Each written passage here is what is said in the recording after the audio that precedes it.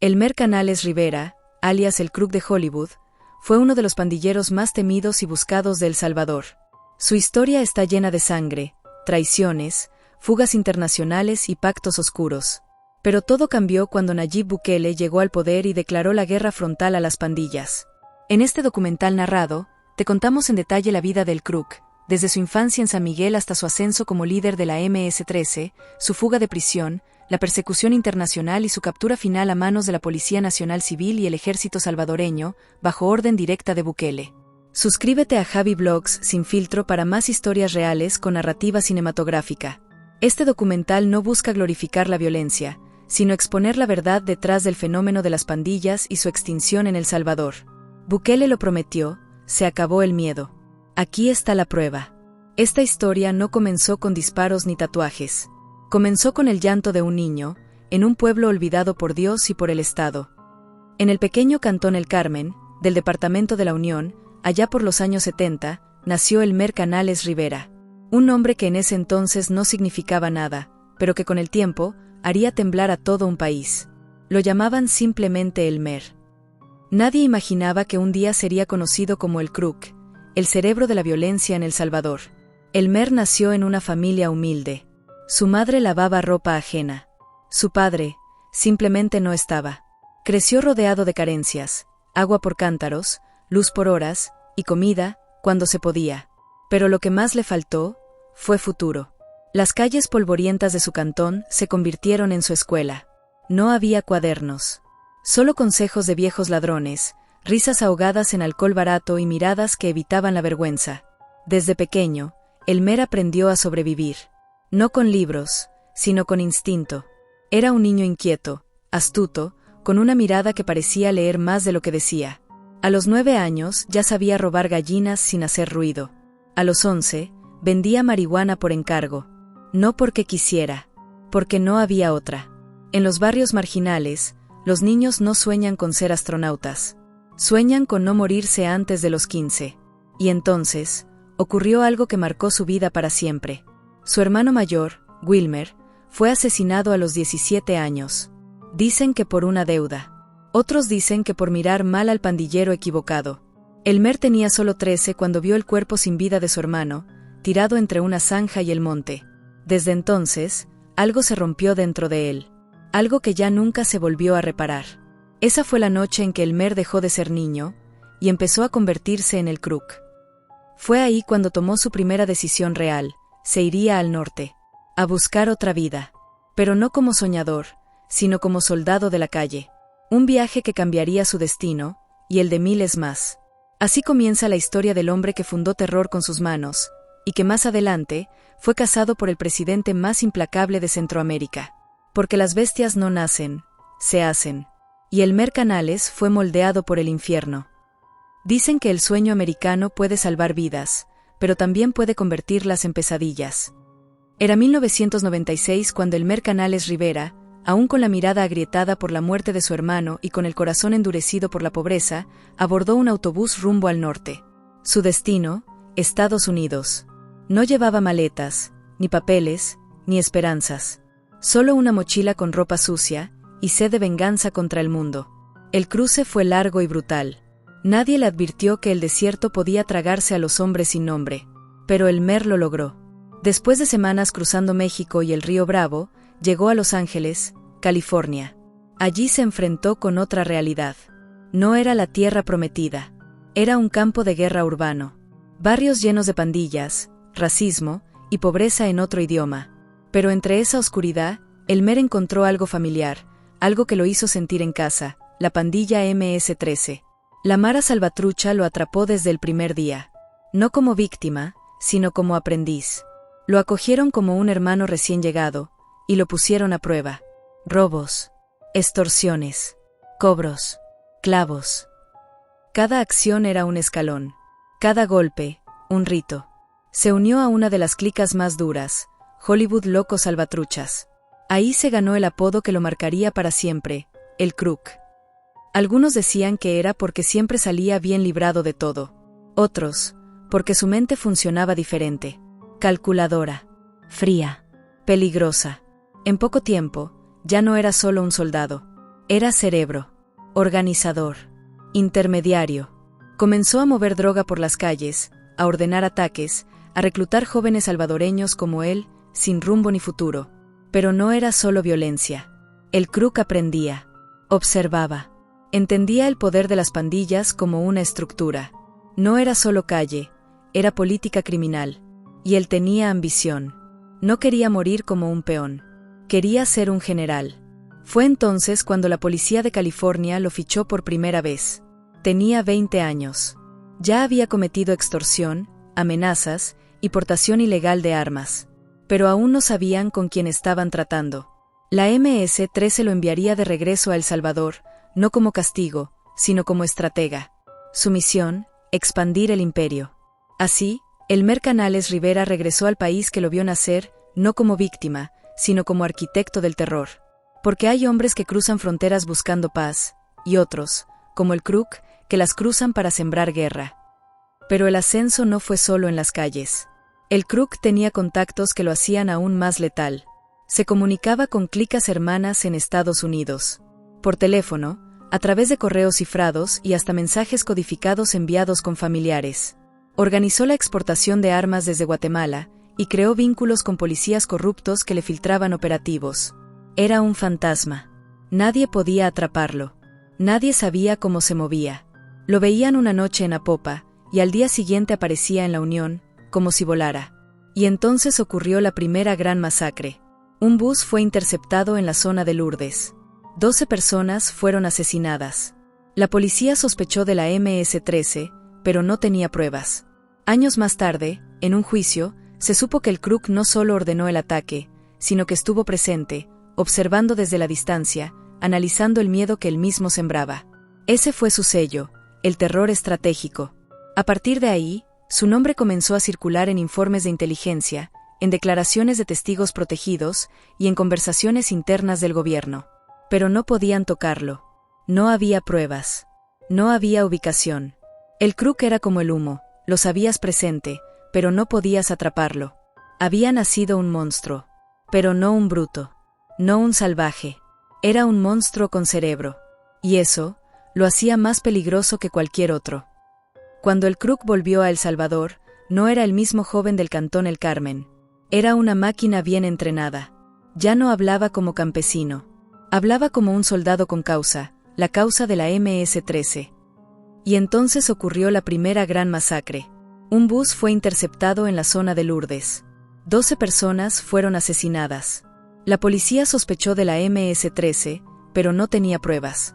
Años más tarde, en un juicio, se supo que el Crook no solo ordenó el ataque, sino que estuvo presente, observando desde la distancia, analizando el miedo que él mismo sembraba. Ese fue su sello, el terror estratégico. A partir de ahí, su nombre comenzó a circular en informes de inteligencia, en declaraciones de testigos protegidos y en conversaciones internas del gobierno. Pero no podían tocarlo. No había pruebas. No había ubicación. El Crook era como el humo, lo sabías presente, pero no podías atraparlo. Había nacido un monstruo. Pero no un bruto. No un salvaje. Era un monstruo con cerebro.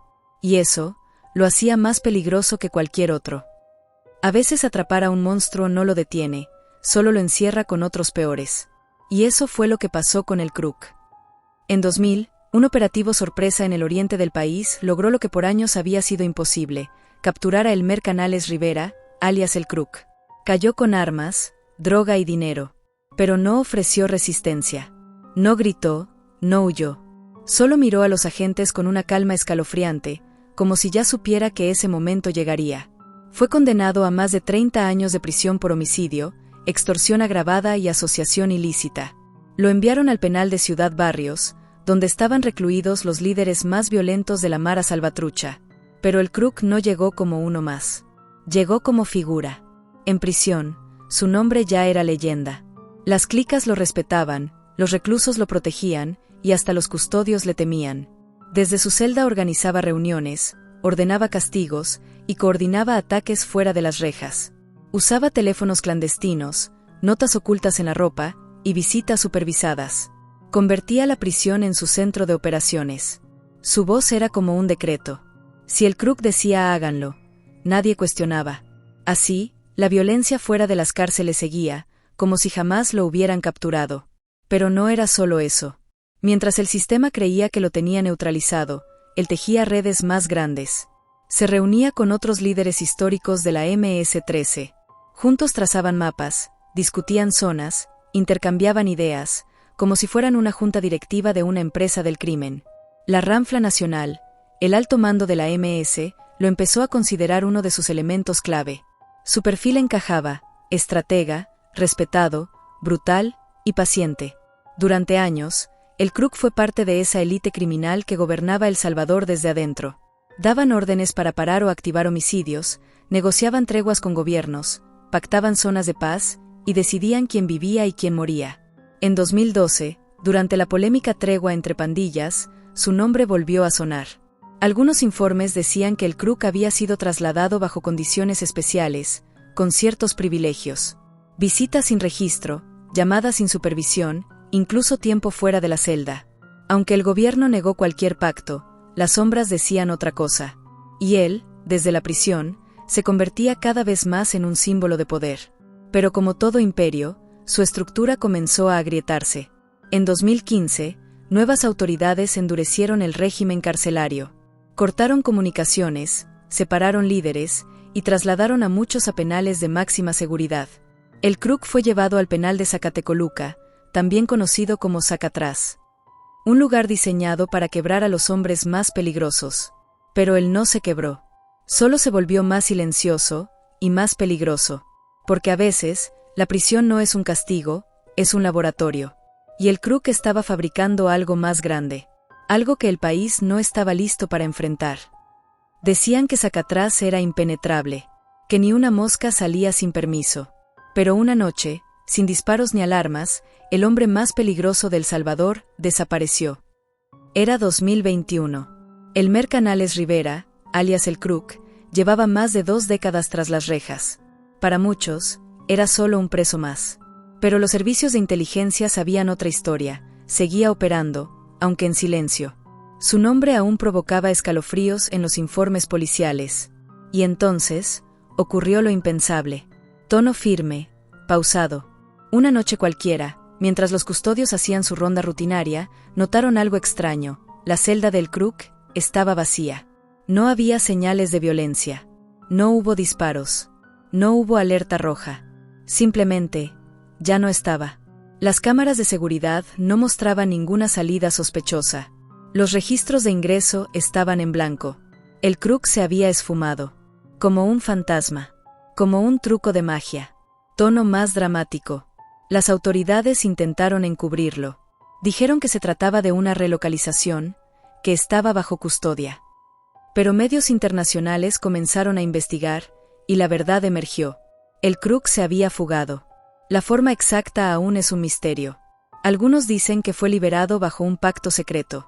Otros afirman que sobornó a altos mandos. Incluso se habla de ayuda internacional, de movimientos coordinados entre prisiones, custodios comprados y abogados como fachada. Una de las teorías más fuertes asegura que fue trasladado con fines de negociación política, y luego, se les escapó del radar. Lo cierto es que salió. Y no dejó rastro. Narración tipo thriller, más ficcional. Testigos protegidos cuentan que una camioneta blindada lo recogió en la madrugada, que lo llevaron por caminos rurales hasta la frontera con Guatemala, que cruzó con una identidad falsa, bajo un nombre que no figura en ningún registro, y que desde entonces, vivía entre sombras. Se rumorea que estuvo en Quetzaltenango, luego en Tapachula, México, y que incluso alcanzó territorio de Houston, Texas, donde la MS-13 tiene células activas. Pero nadie pudo confirmarlo. Su rostro se volvió leyenda. Su voz, un susurro en los callejones. Y su nombre, una advertencia. Mientras El Salvador se estremecía con esta noticia, el mundo comenzaba a mirar a otro personaje, Nayib Bukele. El joven presidente prometía orden, limpieza, mano dura. Pero en su escritorio, entre todos los expedientes rojos de los criminales más buscados, había uno que resaltaba con tinta negra. Bukele sabía que atraparlo no era solo justicia, era simbólico. Era cerrar un ciclo de impunidad que llevaba décadas. Por eso ordenó una cacería silenciosa, discreta, pero implacable.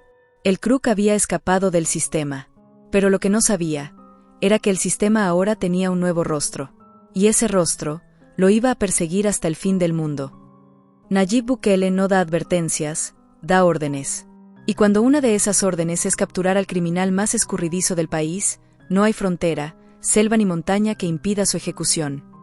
Tras confirmar la fuga de El Crook, el presidente activó un protocolo especial de seguridad nacional.